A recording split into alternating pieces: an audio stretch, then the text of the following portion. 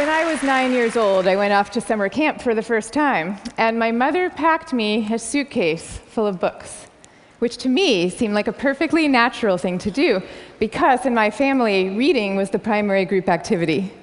And this might sound antisocial to you, but for us, it was really just a different way of being social. You had the animal warmth of your family sitting right next to you, but you were also free to go roaming around the adventure land inside your own mind. And I had this idea that camp was going to be just like this, but better. I had a vision of 10 girls sitting in a cabin, cozily reading books in their matching nightgowns.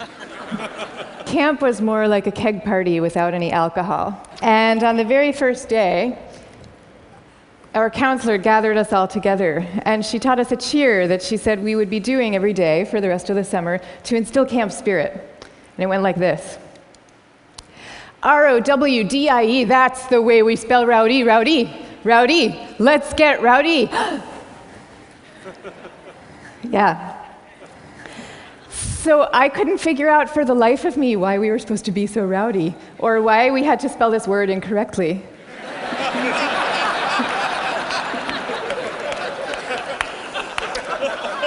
But I recited the cheer. I recited the cheer along with everybody else. I did my best. And I just waited for the time that I could go off and read my books. But the first time that I took my book out of my suitcase, the coolest girl in the bunk came up to me and she asked me, "Why are you being so mellow?" Mellow, of course, being the exact opposite of R-O-W-D-I-E. And then the second time I tried it, the counselor came up to me with a concerned expression on her face, and she repeated the point about camp spirit and said we should all really work very hard to be outgoing. And so I put my books away, back in their suitcase, and I put them under my bed, and there they stayed for the rest of the summer.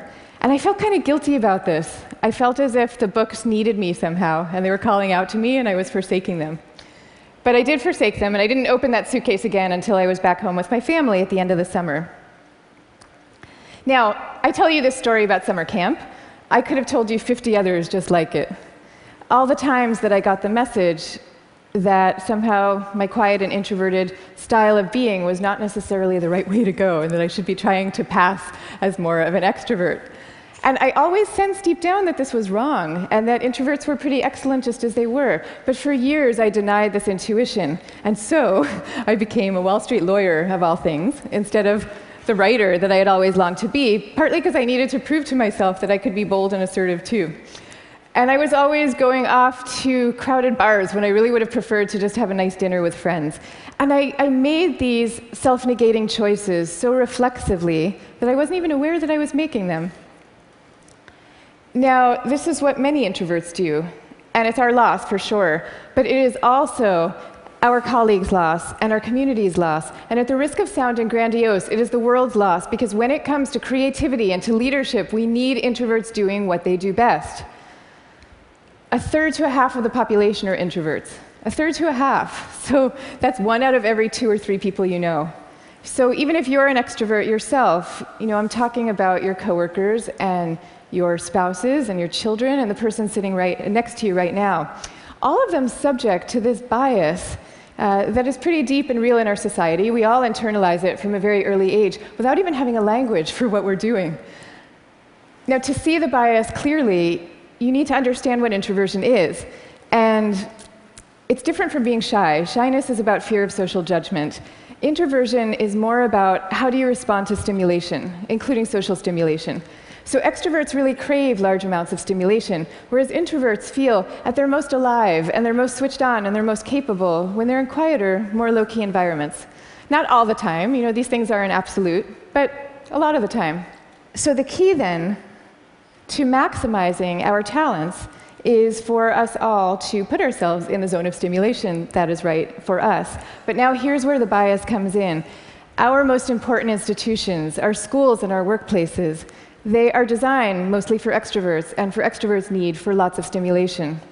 And also, we are living through this belief system. We have a belief system right now that I call the new groupthink, which holds that all creativity and all productivity comes from a very oddly gregarious place. So if you picture the typical classroom nowadays, When I was going to school, we sat in rows. We sat in rows of desks like this, and we did most of our work pretty autonomously. But nowadays, your typical classroom has pods of desks of 4 or 5 or 6 or 7 kids all facing each other. And kids are working in countless group assignments, even in subjects like math and creative writing, which you would think would depend on solo flights of thought. Kids are now expected to act as committee members. And for the kids who prefer to go off by themselves or just to work alone, those kids are seen as outliers often, or worse, as problem cases. And the vast majority of teachers reports believing that the ideal student is an extrovert as opposed to an introvert, even though introverts actually get better grades and are more knowledgeable, according to research. Okay, same thing is true in our workplaces.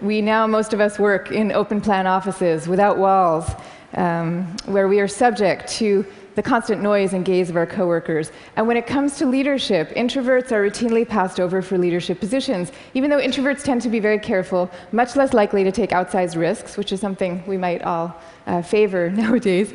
And interesting research by Adam Grant at the Wharton School has found that introverted leaders often deliver better outcomes than extroverts do, because when they are managing proactive employees, they're much more likely to let those employees run with their ideas, whereas an extrovert can quite unwittingly kind of get so excited about things that they're putting their own stamp on things, and other people's ideas might not as easily then bubble up to the surface.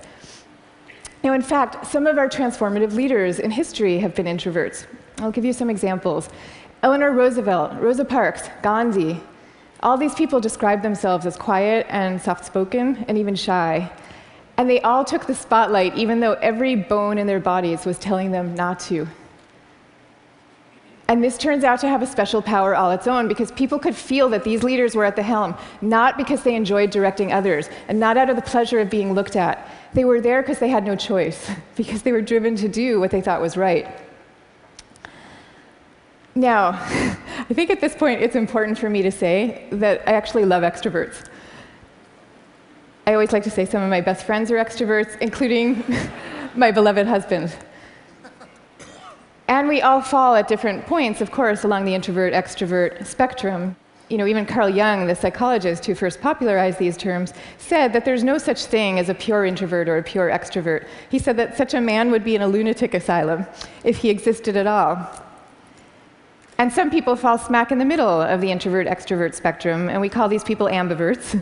And I often think that they have the best of all worlds.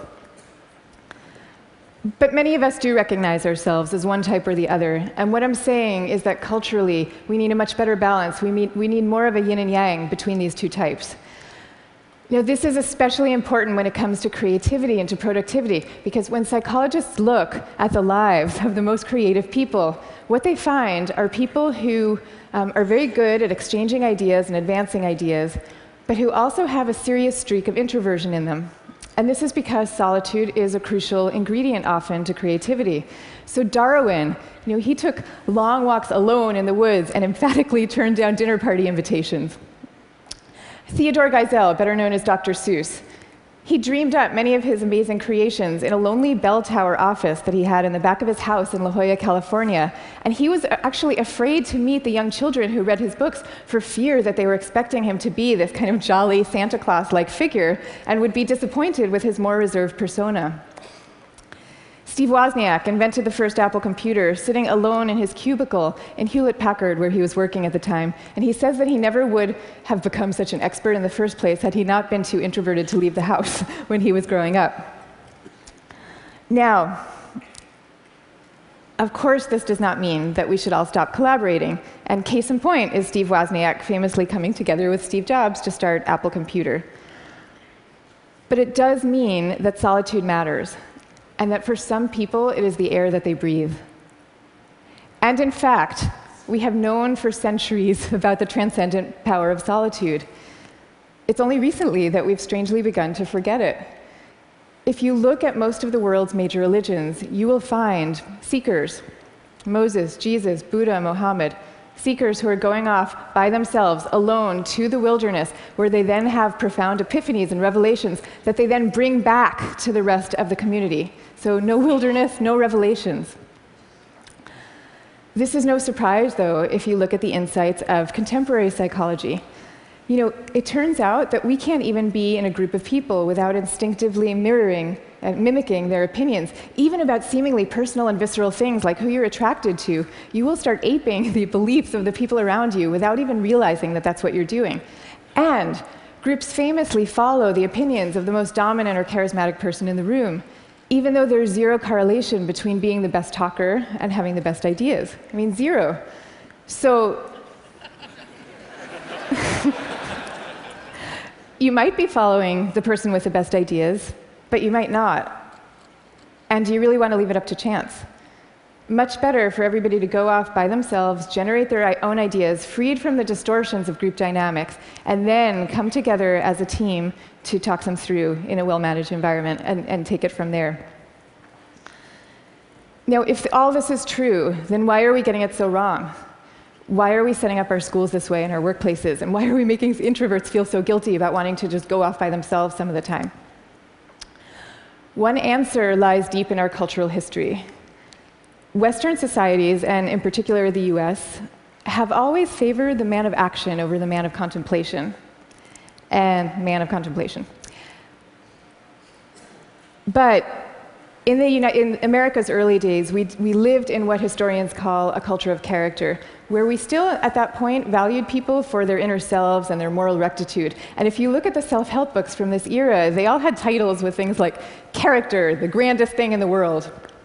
And they featured role models like Abraham Lincoln, who was praised for being modest and unassuming. Ralph Waldo Emerson called him a man who does not offend by superiority.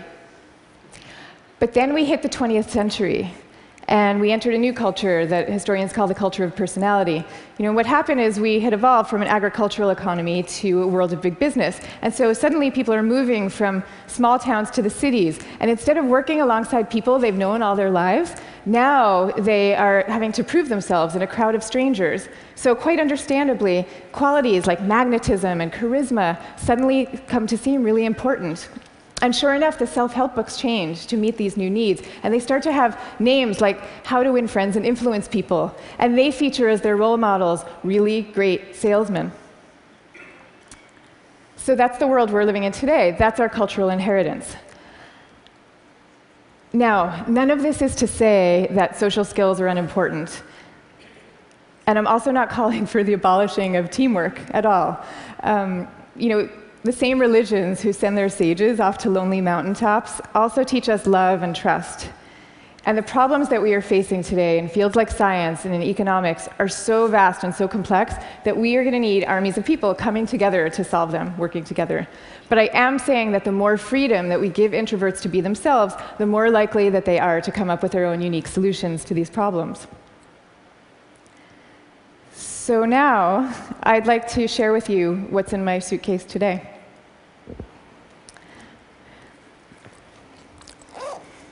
Guess what? Books. I have a suitcase full of books. Here's Margaret Atwood, Cat's Eye. Here's a novel by Milan Kundera. And here's The Guide of the Perplexed by Maimonides. But these are not exactly my books. I brought these books with me because they were written by my grandfather's favorite authors. My grandfather was a rabbi, and he was a widower who lived alone in a small apartment in Brooklyn that was my favorite place in the world when I was growing up, partly because it was filled with his very gentle, very courtly presence, and partly because it was filled with books. I mean, literally, every table, every chair in this apartment had yielded